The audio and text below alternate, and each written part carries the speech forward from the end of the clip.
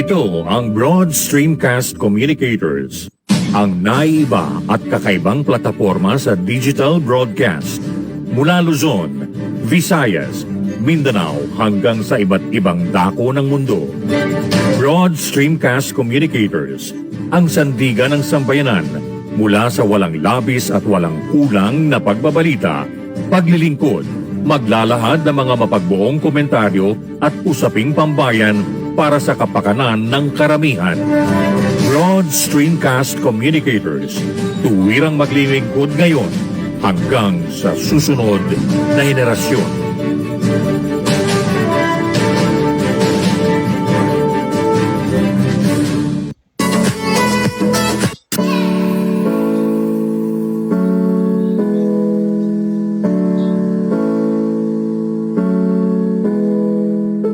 Buhay Online, Chikahan at kaalamang pangkabuhayan. Ating tunghayan, pakinggan at tuklasin ang mga pangyayari at kaganapan sa mundo ng online. Buhay Online, Chikahan at kaalamang pangkabuhayan. Alamin ang pinaka-latest trends mula sa trabaho at kung hanggang saan na ang narating ng teknolohiyang ito. At ngayon, narito na ang ating host, ang ating Techiemommy, si Jaye C. Bautista.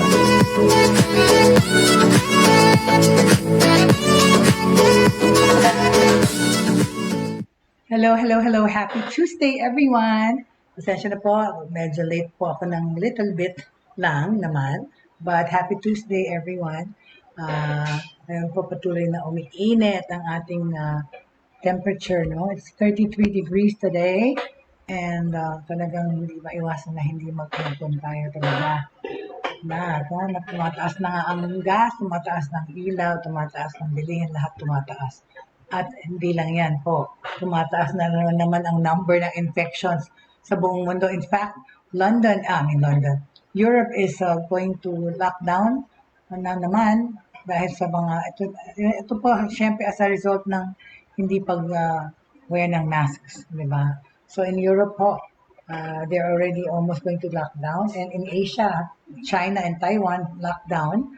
And dito po sa Metro Manila, alert level 2 in NCR is possible if COVID-19 cases continue to go up. Ito po sinabi ni Secretary Vergere. Should the COVID-19 cases in the National Capital Region continue to rise, the quarantine level may be raised to the more stricter alert level 2. Kasi po, yan, sa Europe, magla-lockdown na naman dahil dumadamay na naman ang infection to kasi contagious kasi ito Omicron. Kaya sinasabi na talagang dapat magpa-booster shot na, magpapakuna because yan ang protection natin. Normal na nga po yung nagkaka-COVID pero ang ano dyan, if serious yung symptoms niya or hindi. Pag hindi kayo nabakunahan, yun po yung mga nasa hospital na talagang in-intubate, tsaka namamatay po. Pero talaga po, it's really imperative na magpabakuna. Okay? So this was according to the Department of Health spokesperson USEC Maria Rosario Vergere during a radio interview kahapon po. Kasi currently, NCR is currently under alert level 1. The possibility would always be there kapag nagtuloy-tuloy po ang mga kaso, pero ang kailangan pong maintindihan ng ating mga kababayan is when the cases continue to rise, but what we need to understand is we are learning to live with the virus. Ayun na nga po, talaga naman. We are learning to live with the virus, but we still have to have those mga protocols, safety protocols. She said when asked if it is possible to place the NCR under alert level 2, okay? Based on the DOH's or the Department of Health's COVID-19 trend monitoring in the NCR, the Health Department observed a positive 2-week growth rate from 14 out of 17 cities and municipalities last week. Vergere said currently, 13 out of the 17 NCR areas have been observed with uptick in COVID-19 cases. The DOH spokesperson said the slight rise in cases could be attributed to the public's mobility kasi nga lahat po na ngayon nag-out of town, nagbabiyahe na po, even abroad, no? The entry of more transmissible COVID-19 subvariants, meron nga po mga bago na namang variant, BA4, BA5, BA2, 12.1, and the waning immunity due to slow booster update. Kasi nga, hindi lahat pa nagpa-booster.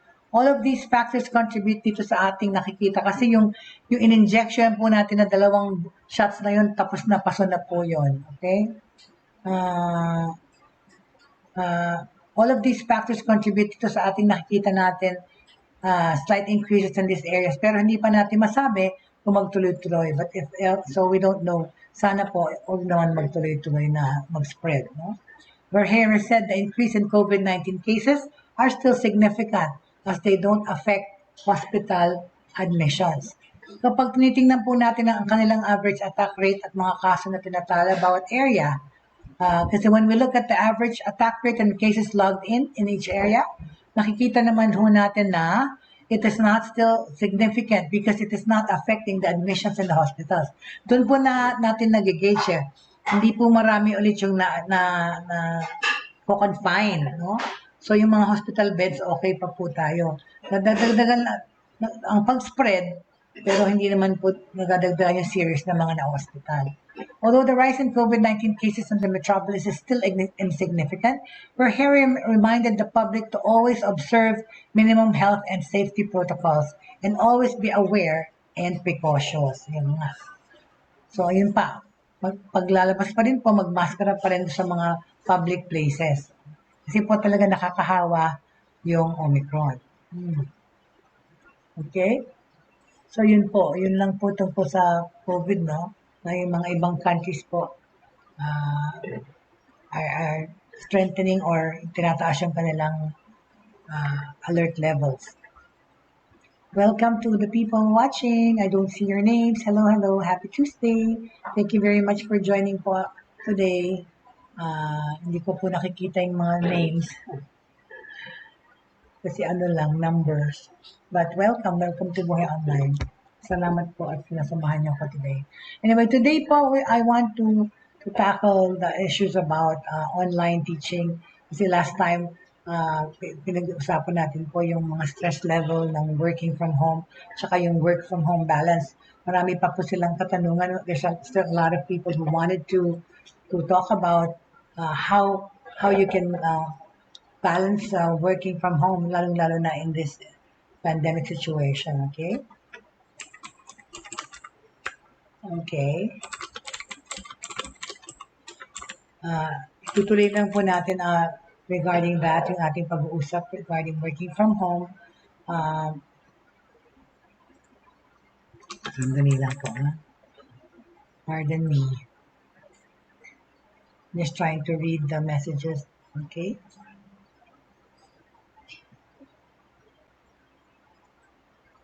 Kasi po, di ba? Nowadays, some people from the past 2 years have been working from home. Since the start of the pandemic in 2020, the traditional business hours have gone out of the window. Ayun nga talaga po eh. Talaga pong in my mind, no? Kung mag-work from home ka, actually mas marami kang trabaho na what you call this, the working hours actually become more. Just in my case alone, di ba po? Sandali lang po. In my case alone, pakita ko lang to. Ayan. Let me just show you a common scenario, okay, ng mga nagtatrabaho sa bahay. Hold on, please bear with me. Sorry. Sensya na. Ayan. Let me just show you a typical scene from the house, okay? Of both mother, father working, okay?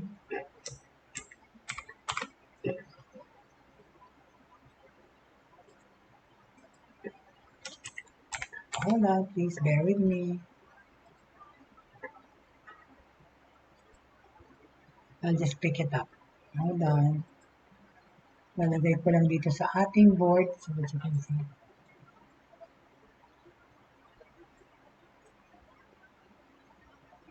Can I just move this a little bit?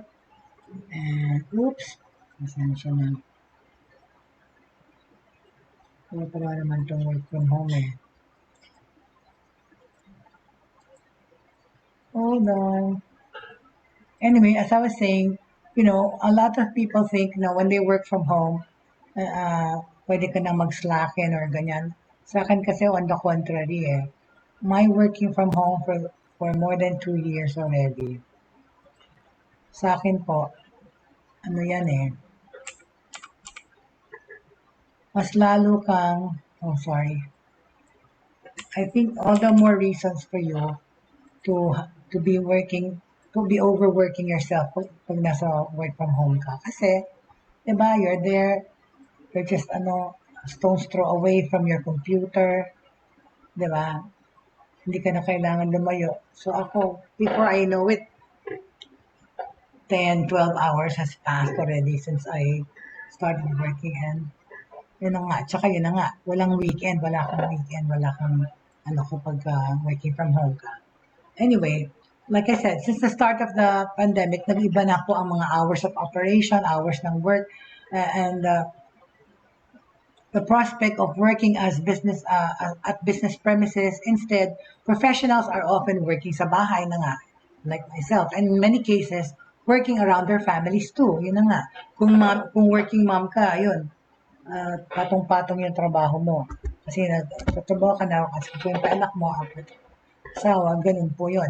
Kasi yung mga usual routines turned on their heads, and many people have reported their work-life balance when working from home as naging worse. Yun, totoo naman. Mas lalong dumami trabaho.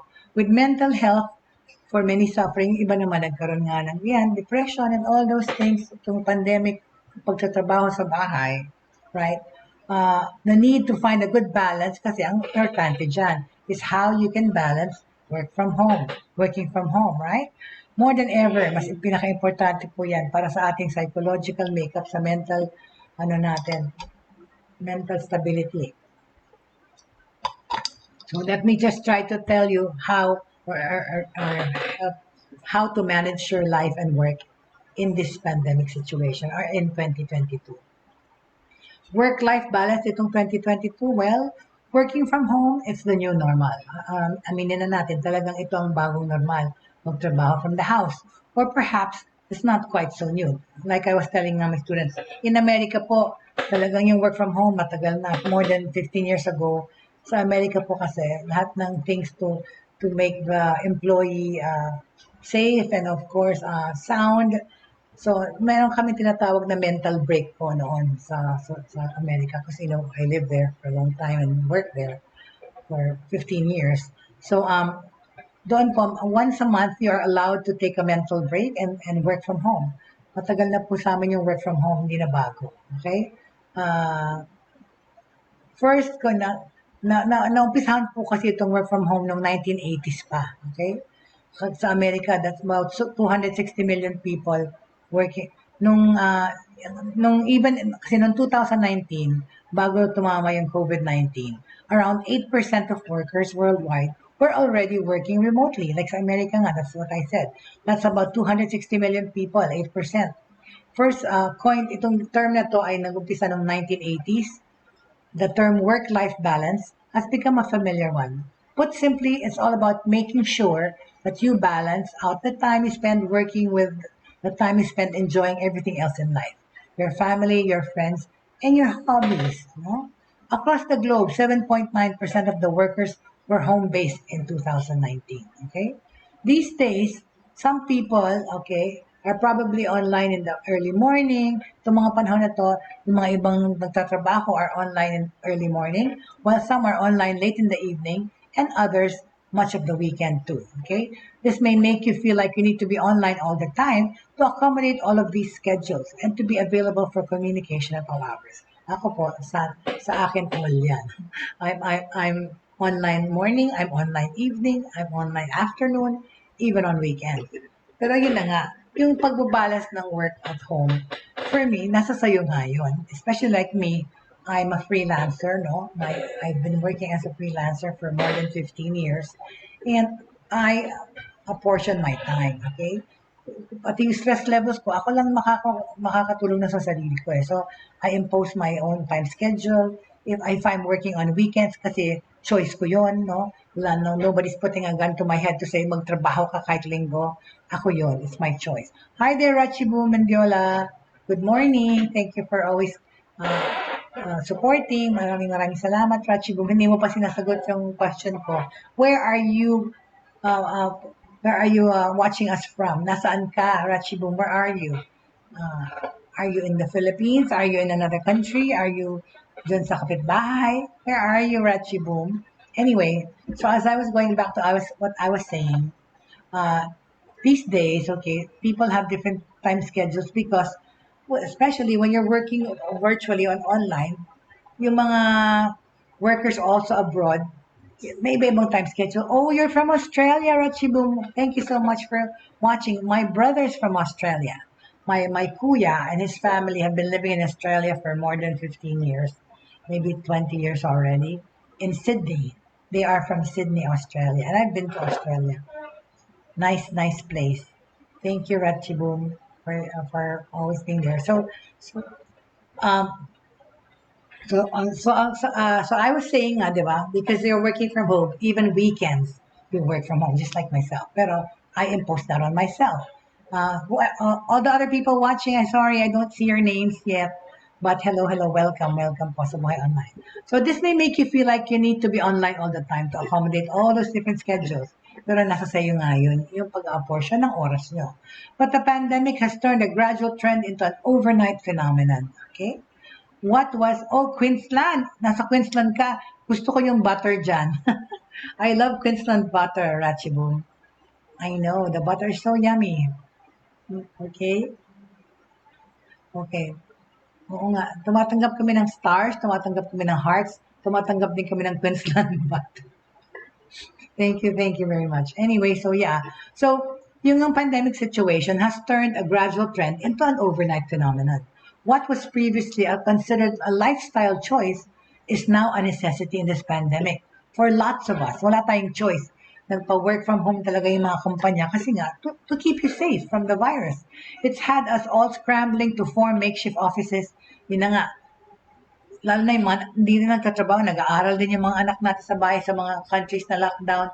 So we had to make, workstation. Ako, nandito ako sa sala, ang workstation ko, nandito, palipat-lipat ako, trying to find a comfy place na hindi makakaabala kasi yung mga kasama ko rin sa bahay naabala ng workstation ko. So today, ito nyo naman, iba na ngayon yung I'm facing the other way because kasi diba, I teach online too sometimes na babother yung mga estudyante pag may dumadaan sa likod ko.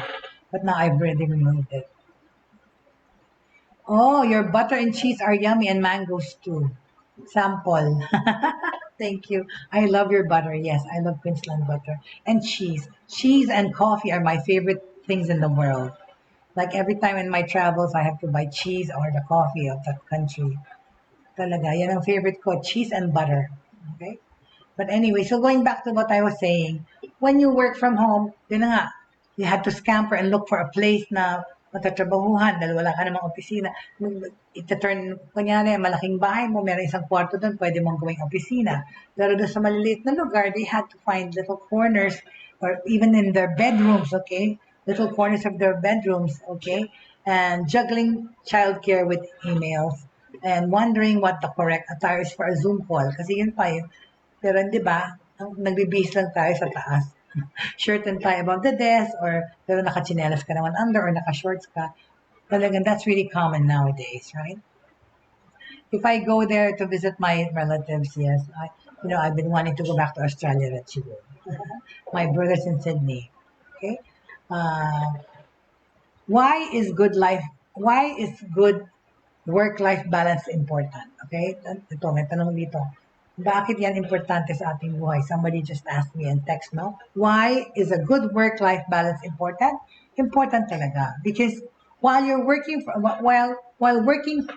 from home could be a good idea to a lot of people, maraming natuwa naman sa work from home. Diba? In fact, like yung sinasabi ko, maraming ibang mga employees na nung pinapabalik na sila ng mga companies nila to work sa office, ayaw na. So, yung iba nag-resign kasi yung iba nakahanap ng ibang career to do online rin. Napapag-usapan natin mamaya. Pero yung iba kasi, nakampante na sila to work from home, right? Because it's comfortable for them, right?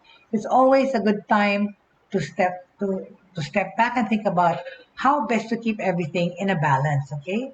Kasi there are challenges there also with working from home, and how do we balance na working from home? Kagaya ko, di ba? It's very hard. More than 2 years already. I miss going to meetings with the mga boardroom. I miss going to meet my mga clients outside. I miss speaking in forums. I miss attending seminars abroad and everywhere else. You know, that's why I had to make do with the 2 years of working from home and make my work environment pleasant naman, no? And tolerable. Technology makes workers accessible around the clock. It's true. Nowadays, hindi ka makatago sa boss mo or anyone kasi pag nakita nila online ka. Kaya dapat pinapatay mo yung data mo. Kasi pag nakita ka online, parang wala kang reason not to respond.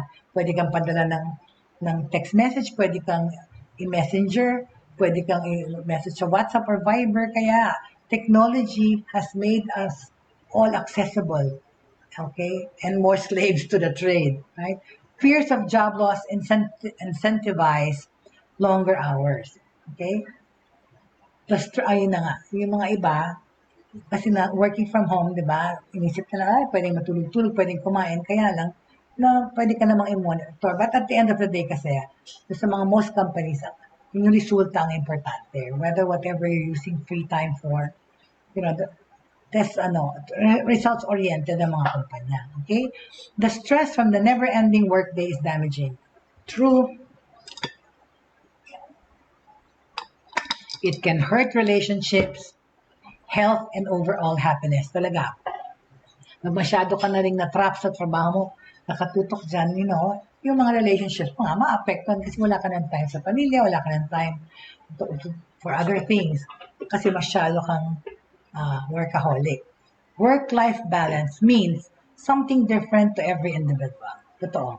But here, health and career experts share tips. Okay, I will share dito sa ating programa, mag-share tayo ng mga tips to help you find the balance that's right for you. Okay? So, getting the balance right has lots of great benefits, not least for your para sa iyong personal na well-being. Okay, let me highlight the key of advantages of finding yung pinaka-ideal na work-life balance para sa'yo. Nainggit ako na rin kumakain ng sabaw yung aking partner. Parang gusto ko rin lumigop ng sabaw kaya lang mainit. But anyway, mamaya pa. So anyway, okay, so let me tell you how we can manage work-life balance, okay? Work and home balance. Okay? Kasi, sabi nga ng question, why is it important? Why is a good work-life balance important? Napaka-obvious kung bakit, di ba? Unang-una, kung balanse ang work at life mo, it can reduce stress. Okay? Naghahang. What happened? Hello there, Miss Angelica Paz. Welcome to our Tuesday Buhay Online. So sorry, yes, I wasn't here yesterday. I just had to take care of some important things domestically, okay? And you also stay safe, Miss Angelica. Thank you. Hopefully this week, pwede niyo akong samahan ni Miss Cynthia. Anyway, so why is a good work-life balance important? Unang-una nga, as I said, it can reduce stress. Avoiding too much focus on work, whether at your desk or even mulling over tomorrow's meeting as you brush your teeth, that can reduce stress, okay? Which of course has other knock-on advantages for your physical and mental health. Sunod naman, it's likely to boost productivity, both at work and in your personal pursuits, okay? Bakit para akong naka-frozen? Frozen nga ako. Alright. You'll feel more motivated. When everything is in harmony, pag balance po ang life niyo tsaka yung work, when everything's in harmony, you'll feel more motivated, not only at work, but you'll find yourself more able to enjoy your time off, di ba? Ngayon na nga pagka lahat ay ayos, totoo naman, kasi ako na nga I've already found my happy place. I've already found yung ano ko, alam ko yung momentum ko sa work. Kahit na sometimes I really overwork myself, kasalanan ko yun sa sarili ko. Kasi nga, working from home ako. Alam ko naman din, mag-take time off. Like, that's why sometimes I impose my personal day offs, right? When I can just leave everything and just get up and go when I want to go. And also because I'm a freelancer, that is the liberty that I enjoy. The amount of work that money that I earn depends on how much work I can handle. And of course, I have to take care of my health too. And of course, as you all know, yung mobility ko naman talaga na-curtailed because nagpa-opera ako sa knee, right? But now I'm able to walk. Nakakapunta na nga po ako sa grocery at nakakapag-grocery ng mag-isa and walking. So, pero hindi pa siya talaga fully operational my knee because it still hurts and it's still tightness there. Parang naninigas yung bakal dyan, but I am walking. Thank you. Thank God. Okay? So what else? What does a good work-life balance also give us? It will help you boost your creativity. Okay? With renewed motivation and less stress, you can foster greater creativity. Tama, pag hindi ka stress talaga, mas creative ka, di ba? Tapos, yun pa, pinaka-importante, you'll feel more in control. Pag na-balance mo siya, di ba, ikaw nga ang nagdidik ka sa sarili mo ng kung anong pwede mong gawin at hindi mo dapat gawin. Kaya pala madilim mo lang ng ilaw. Anyway, so perhaps most importantly, a proper work-life balance will help you feel more in control. Okay? And when everything's in order, most of us tend to feel calmer, di ba? Mas kalma tayo pag naayos natin lahat. Okay? Finding that happy state means prioritizing what's important to you. Yun lang yun eh. Priority, di ba? And making sure you're dedicating enough time and energy sa priority mo rather than sacrificing it at the altar of work. So, prioritize. Importante yan sa work-home balance. Prioritize, okay?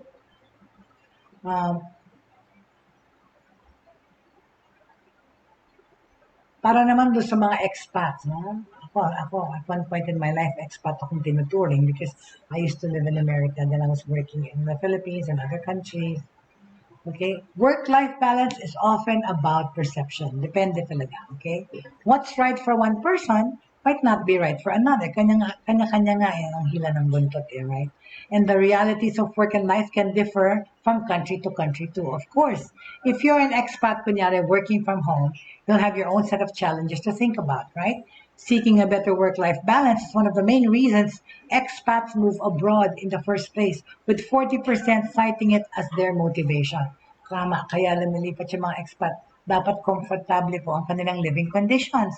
And it seems many find what they're looking for. According to research in 2019, half of the people working overseas say their work-life balance has improved, with a striking 61% of expats in the UAE reporting a better balance than they had in their home country. Aba, maganda palang maging OFW or maging expat sa UAE. Dahil ang taas ng ratio, 61% are happy sa kanilang better balance daw to live there. Wow. Bakit kaya? Okay? Expat work-life balance facts. O bakit? Tingnan natin kung bakit masaya sila. In May, we surveyed over 1,100 expats around the world about their mental health during the COVID-19 pandemic. Ito po ang resulta nun, okay? Ito yung ratio. 38% po said their mental health deteriorated. 38%. 44% naman said they would have preferred to be in their home country during the pandemic.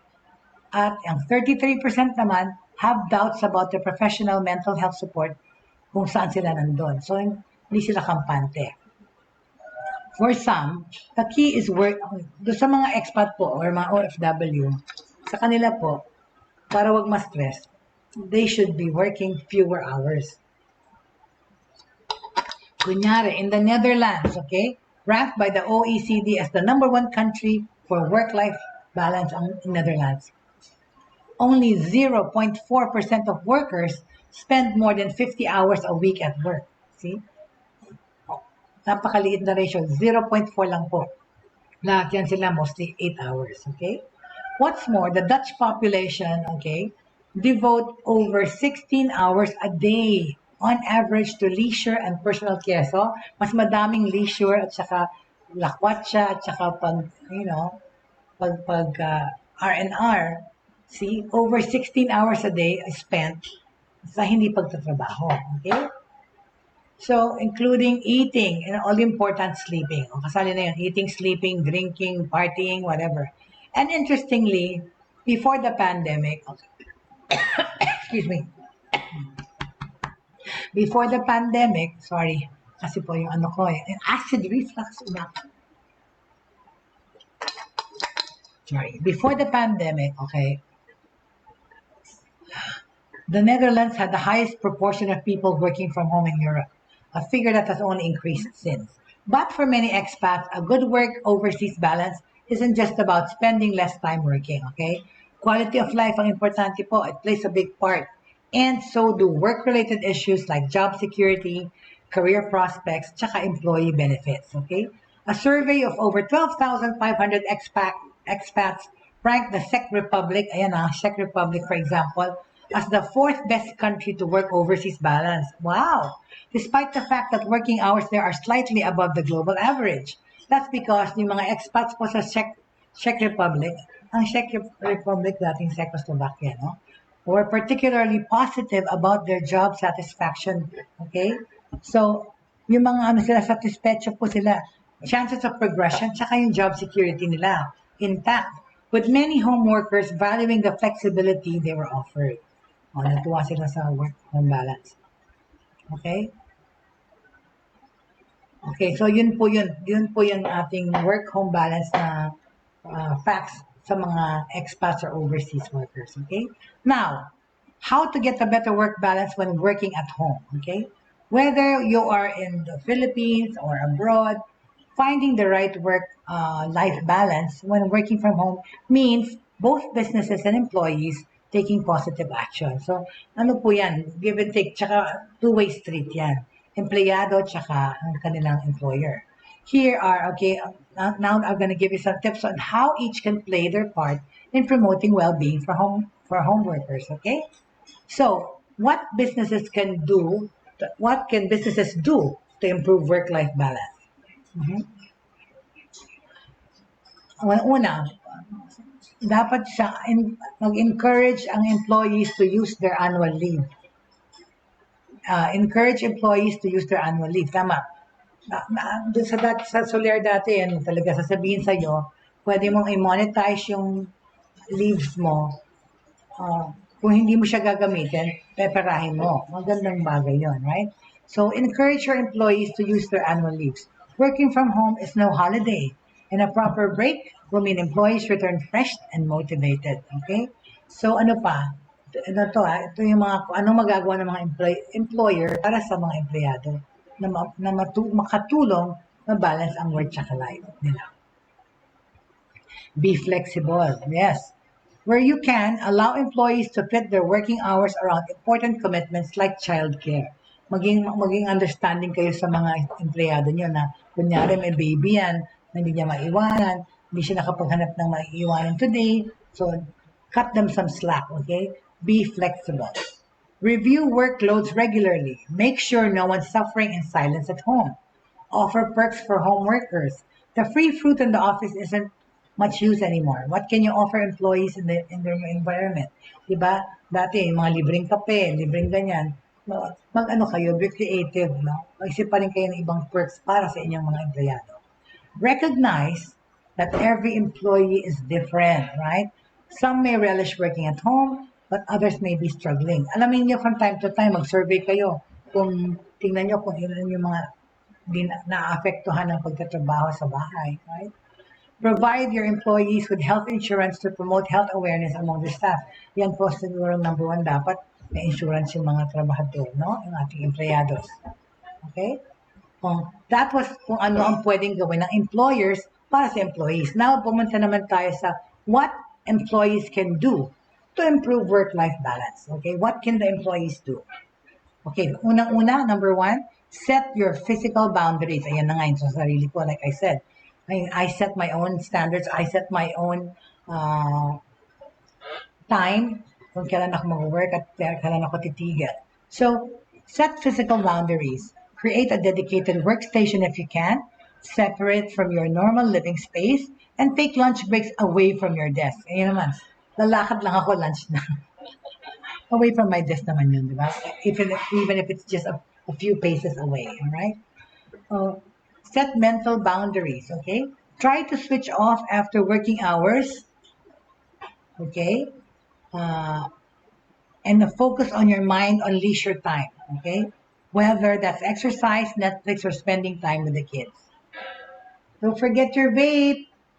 Don't forget your vape. Nasabihan ko lang yung aking fiancé na pagkatapos kumain ng vape at wag manigarilyo. Dahil yan. Okay, number 3 na tayo, no?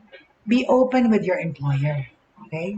Be open. If you need help, ask for it, right? Your employer is still there to help you, even if you're sitting at home. So what do you call this? Don't hesitate to ask for help or ask questions, right? Even if you're at home. Then andyan naman yung employer mo, sasagutin ka. Okay? Don't always feel the need, to be busy. Well, I always have the need to be busy. Don't always feel the need to be busy. Relentlessly pursuing the next task on your list will take its toll. Spending a few minutes relaxing isn't lazy. It's actively boosting your well-being. Totoo naman yan. I've known myself to be a multitasker ever and ever. Pero yun nga, pag ako, siguro nga may ADHD ako, I think so, because I can't really focus on one thing na, alam ko na, for example, like now, I'm doing a show, pero tinitingnan ko pa rin yung ibang mga tabs ko. Tsaka sobrang dami kong tabs open because I have to monitor all the things that I do, okay? But don't always feel that need to be busy, okay? Relentlessly pursuing the next task on your list will take its toll. Spending a few minutes relaxing isn't lazy, it's actively boosting your well-being, all right? So, take positive steps for happiness at work and at home. When done right, diba? Pag ginawa niyo ng tama, working at home is full of benefits. Talaga naman, more benefits than anything. Para sa iyo, para sa employer, and for your loved ones. Okay? So whether you're at home or abroad, take a step back and review your own work-life balance. Is everything in harmony?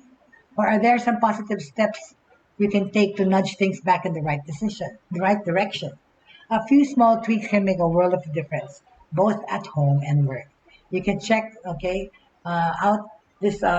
If you want to review what I've been saying here for the past 42 minutes, pwede niyo pong balikan ng mga past episodes namin here sa Broad Stream Cast Communicators sa aming YouTube channel, which is the Broad Stream Cast Communicators YouTube channel. Please click and subscribe. All right? Very good. So, ayun po importante. Okay?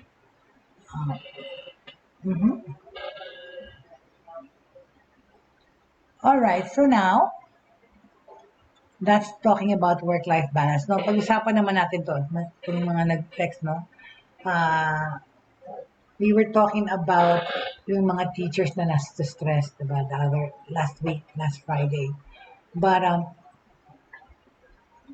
continuing on to that lang, okay? Let me talk to you about, how yung mga burned out, the teachers get burned out, right? So, we talked about the last time the work-life balance of teachers. But now, we're going to talk about specifically the teachers who get burned out, right? How burnt out are you, okay? For decades, researchers have sought out ways to measure being burnt out. Paano ba na-burn out? Paano ito na-measure? While some methods have gained popularity in research, most notably the mass lock burnout inventory, all burnout measures face criticism. Many argue that burnout cannot be easily diagnosed, let alone understood, making any method of measurement questionable at best. Unfortunately, the lack of clarity makes it more difficult for burnt-out workers to find solutions. Okay? Yung Leitman burnout scale, Lichtman, L-E-I-C-H-T-M-A-N, Lichtman burnout scale, adapted from a dissertation case na ginawa. It seeks to provide a clearer understanding of the burnout process, especially for educators, para sa mga guro, mga teachers, okay? Each individual case of burnout has different causes, okay? Variance in symptoms and varying thresholds. They are noticeable trends. These trends can help teachers see how burnt out they are and what they should immediately do to overcome that stage of burnout. Okay? May 4 levels po ito. Ito ang sabihin natin level number 1. Passionate but overwhelmed. Okay? Passionate ka ba sa trabaho mo? Marami, oo. Kaya lang, minsan, sa dami ng trabaho, nakaka-overwhelm, right? So passion can lead to burnout, right? It's very difficult to burn out of something you don't care about deeply. A passion for teaching leads to commitment. True enough. Tell me about it. Which encourages you to work harder and take on more tasks. This stepping up the skill begins the cycle of burnout. The following are some indicators na mag-burnout ka. Okay? Low feelings of self-efficacy. Feeling na I'm not good enough. Yan po. Yan na yung mga burnout telltale signs. Number 2, negative coping strategies. Addiction nyo, unhealthy habits, hindi nyo mahindian, right? Yan ang mga sign ng burnout. Next, limited pursuit of passions or hobbies outside of work. If you identified with this first level of burnout, it's time to employ positive, proactive coping mechanisms. Okay? Further realizations or examinations sa sarili mo will help you cope with this. Okay? Level 2. Yung kaninang level 1, overwhelmed, passionate but overwhelmed. Passionate ka eh. Number 2. Sumunod dyan, overwhelmed ka naman and becoming cynical. Okay? Alright? Kanina, passionate but overwhelmed. Ngayon naman, naging overwhelmed but cynical. Anong cynical? Cynical po, hindi yan yung gamot na iniinom noon. Oh my God, I dated myself sa pangpadayat. Cynical yun. Ito, from Bisaya, cynical. Cynical. S-Y-N-I-C-A-L. Don't be cynical. Cynical is when you believe that people are motivated surely by self-interest, distrustful or human sincerity of integrity. Okay? Self-interest lang pag cynical ka. Sa sariling lang iniisip mo. Yan po ang ibig sabihin ng cynical. Alright? So, while the first level is infused with passion and a variety of positive feelings, level 2 of burnout may be the first time you actually feel exhaustion. Okay? Doon ka mag-upisang mapagod. At this point, diba, you begin to take on an unimaginable load of work and pour your heart into your students. Instead of seeing the hope for results, higher pay, easier course, loads, less paperwork, positive results on the evaluations, tsaka mga student exams, you notice more work and responsibilities being sent your way. Yan. Na-overwhelm ka na, parang tumatambak na yung trabaho yata, nakahalata mo na. This is the point where you may begin to feel cynical toward your profession. Okay? Diyan, pagka medyo nakakaramdam ka na ng pagod, tsaka parang na-overwhelm ka na, dumadami ng dami yung trabaho pinapagawa sa'yo. Okay? Ito po ang mga indicators nun. Okay?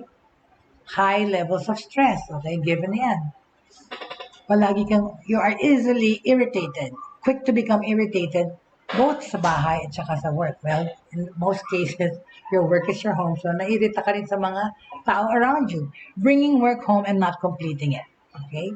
Feeling like there's never time for friends or family. And guilt from not doing enough for students. Okay, yan ang nangyayari din.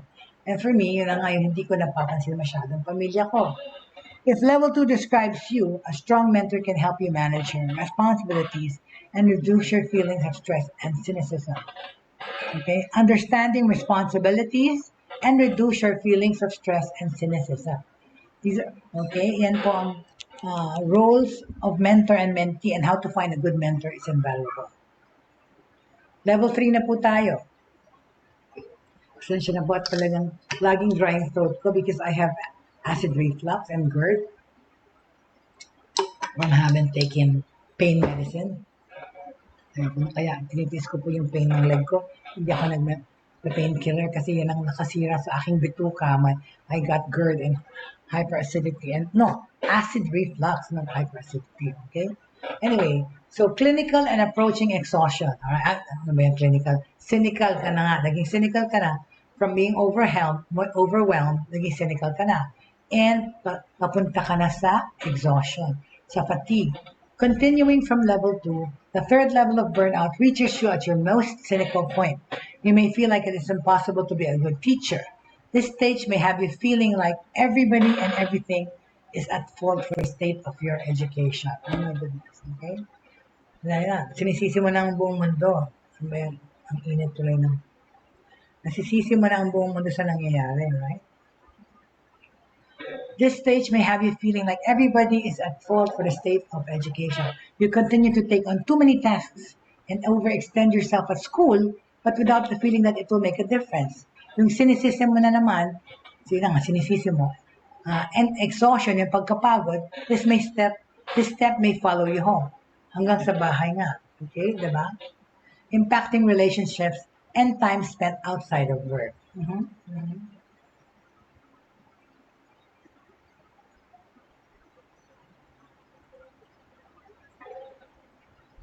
All right.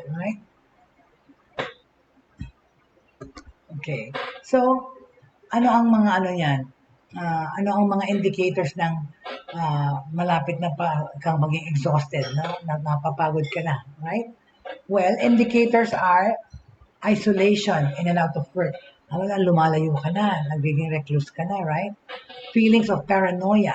Ayan na, nagiging praning ka na.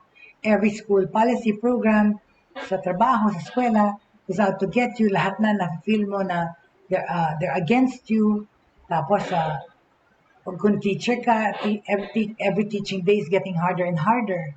Kung estudyante ka naman, yung pag-aaral magiging mas mahirap. Parang paranoid, right? Well, a constant feeling that school goals and your goals will not be met. Yun na nga, yung scared ka na parang hindi mo magagawa yung mga trabaho mo, right? A refusal to engage in professional development. And a constant feeling na hindi mo matatapos yung kailangan mong gawin or you're not good enough. Okay? Pag umabot na kayo sa gantong stage, once you've reached this stage, two strategies can create a positive, meaningful impact. Role in reduction and mental health support. Okay? So, it's sabihin ng role reduction, bawasan nyo yung trabaho nyo. Bawasan mo yung mga iniintindi mo. Ako, perfect sa akin talaga yan eh. Kasi ako, ginajuggle ko lahat eh. Pagiging mommy, pagiging asawa, pagiging worker, you know. At the same time, yung mga tinutulungan ko rin. So, reduce your roles, okay? Alright? Or yung bawasan yung time. Or balance yung time nyo. Okay? Level 4, complete exhaustion. Ito na yon. Umabot ka na sa ganun, complete exhaustion and breakdown. Okay? My sincere hope is that kayong mga nanonood ay hindi mag-identify sa level 4. Kasi ito po yung ultimate na yan eh. With level 4, okay, once you have reached this point, there are two options. To quit or recommit. Okay? Isipin natin, quit or recommit. Burnout has spread throughout your life, challenging your personal wellness, di ba? And your professional goals. Level 4 is pure survival mode, leading teachers to decide to leave the classroom or transfer to another school, or to dig deep and restore the initial passion for teaching. Ano po ang mga signs ng pati estudyante, ganun din, di ba? Pagka naiinis ka na, naiirita ka na palagi sa pag-aaral, parang pagod na pagod ka na. So, there are 4 telltale signs, okay, of feelings of exhaustion, palagi kang pagod, araw-araw, even in holidays and summers, parang wala kang energy, alright? Drastic increase in sick days and mental health days, alright? Lack of optimism for career and personal life. Wala ka na masyadong enthusiasm para sa trabaho, wala ka na masyadong energy sa work, pati sa bahay. Unusually frequent physical symptoms like, nagkakasakit ka na, nagkakaubo, stress-related yan. And because your immunities have become shot, bumaba dahil sa kakapagod, kakapuyat sa pagtatrabaho. Alright? Ako nararamdaman ko na yan. It happens to me. And I know it exactly. Alam ko na kung malapit na akong mag-crash and burn. Kasi nga, sobrang ginagawa ko sa sarili kong trabaho ng trabaho. 7 days a week. Pero yun na nga, for you to have a work-life balance, nasa sa inyo po yun. You have to realize and listen to your body as well. Okay? Hindi po kasi po talaga ako, hindi ko talaga po sanay na walang ginagawa. For me, if I can jam pack everything in one day, gagawin ko lahat. Tsaka, pero yun nga po, yung amount of work na ginagawa ko, it depends on me. Right? Pero, that's what I mean. Para wag kayo magkaroon ng exhaustion and burnout, relax a bit. Find time to relax, okay? Tapos drastic increase in sick days or mental health days, ayan po sa mga opisina, dyan nyo po nalalaman na nasa stress na kayo dahil dumadami na yung sick leave nyo. Lack of optimism for career and personal life, okay? Tapos unusual frequent physical symptoms like cold, flus, stress-related illnesses, tsaka pag na-hospital ka na, sabihin nun dapat ka nang step back, and relax a little bit, okay? It's never too early to work against burnout. Wherever you fit on the scale, okay? Dito sa 4 levels na sinabi ko, try applying mga strategies to protect your wellness in your career, okay? So, ano po yung 4 na bagay na sinabi natin na tungkol sa stress? Okay? How do you balance it out, okay? Unang-una, be aware of these 4 levels po para ma-address yung situation. Level 1, passionate but overwhelmed, okay? If you identify with this first level, it's time to employ positive and proactive coping mechanisms, okay? Number 2, overwhelmed and becoming cynical, all right? If level 2 describes you, a strong mentor can help you manage your responsibilities and reduce your feelings of stress and cynicism. Understanding the roles of mentor and mentee and how to find a good mentor is invaluable. Okay? Pero yun, kung gusto nyo po, kausapin nyo lang po ako, mag-message kayo sa akin. Of course, I am always here and willing to help. Okay? In however way I can. Okay? Level 3, cynical and approaching exhaustion. Ito na po, yung pa-crash and burn na ho to. Okay? Once you have reached this stage, 2 strategies can create a positive and meaningful impact. Ano yun? Reduce your roles. Role reduction. Take care of your mental health. Get support, right? Talk to somebody so that you can ease out all the stresses. De-stress, okay? Kung pumasahe kayo, pumunta kayo sa isang resort, magpahinga, from outside. So, role reduction and mental health support from outside of the workplace are both effective ways to mitigate the damage of the 3rd level of burnout. Right? So, ang pinaka-4th na po, yung ayaw nating mangyari, is complete exhaustion and breakdown. Ayan, nag-breakdown na kayong todo-todo, you're already crashing and burning. Okay? It's never, all hope is not lost. Okay? Kahit na level 4 kayo, huwag kayong mawalan ng pag-asa. But, what is important is for you to take action before your health deteriorates further. At this stage, prioritizing and purpose-seeking are 2 incredible useful strategies. Okay? It's never too early to work against burnout. Wherever you fit on the scale, try applying the mga strategies na sinabi ko po to protect your wellness and career. Okay?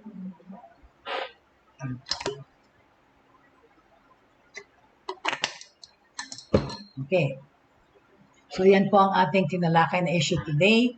Work from home balance, how we can balance work and home from the employee standpoint and from the employer standpoint.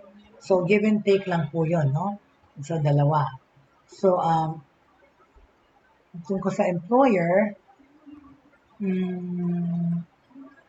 ang sinabi natin, right?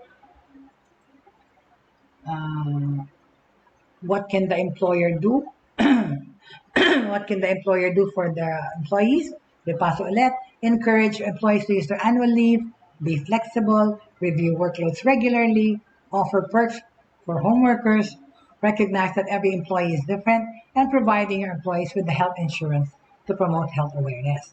Sa empleyado naman na part, set your physical boundaries. Set your mental boundaries. Be open. Be open with your employers and don't always feel the need to be magbisi-bisihan. No? Take time to relax. Okay?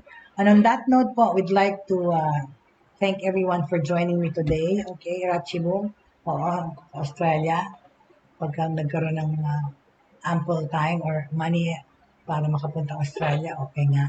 Thank you. Talaga ha, yung Queensland butter po. Thank you so much for joining me today. And like I said, pwede niyo pong balikan sa Facebook, sa YouTube, yung mga na-miss niyo na episodes. But today, I wish you have a good lunch today. And at the end of the day, 3 things should remain in our lives. And that is faith, pananampalataya, hope, is pag-asa, and love for everyone. Thank you very much for joining me today. Tomorrow, I will be back po with more on working online and jobs online and what kind of jobs, and usapan natin isa-isa yung mga trabaho niyan. Thank you so much and have a good day.